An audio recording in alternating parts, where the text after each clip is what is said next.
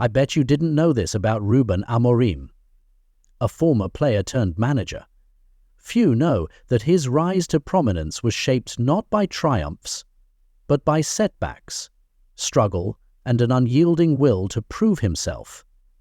He was born on January 27, 1985 in Lisbon and dreamed of playing for the club he adored, Sporting CP. But his path to professional football wasn't as straightforward as many might believe.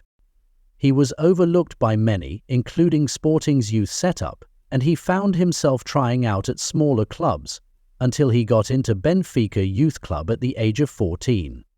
His first taste of professional football came with Belenenses, a team far from the spotlight, while his peers were in the limelight at Portugal's top clubs. Rùben signed into Benfica at the age of 24, but even there, Amorim faced doubt.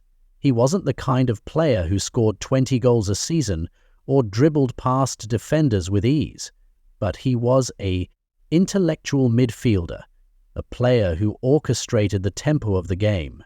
At the age of 31, Amorim's career took an unexpected turn after a serious knee injury threatened to end his playing days.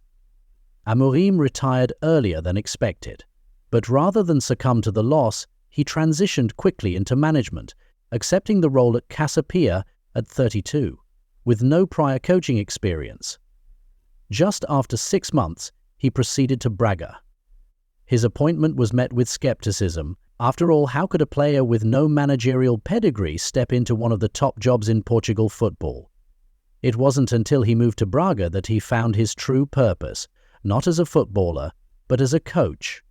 Amorim, always keen to understand the game on a deeper level, began studying the tactical intricacies that made great managers. In no time, he had Braga playing some of the most fluid and dynamic football in the league and won Taça da Liga in 2020, marking Braga's first trophy in 4 years and his first trophy as a football manager.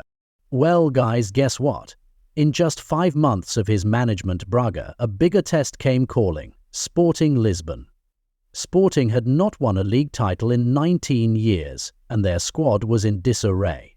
Amorim's reputation was solid, but many questioned whether he was ready for the enormous pressure of managing one of Portugal's biggest clubs.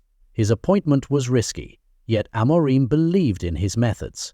He saw potential where others saw problems. In the 2008 season, Amorim led Sporting to their first league title in almost 2 decades, and this indeed was a remarkable achievement for him and the club.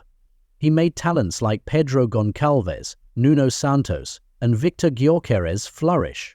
Well, after all these years, it should not surprise you why Man United decided to call Amorim to be their new coach. Man United has had a bad form in the past 2 seasons. Let's all see what Amorim has to offer the club and the fans.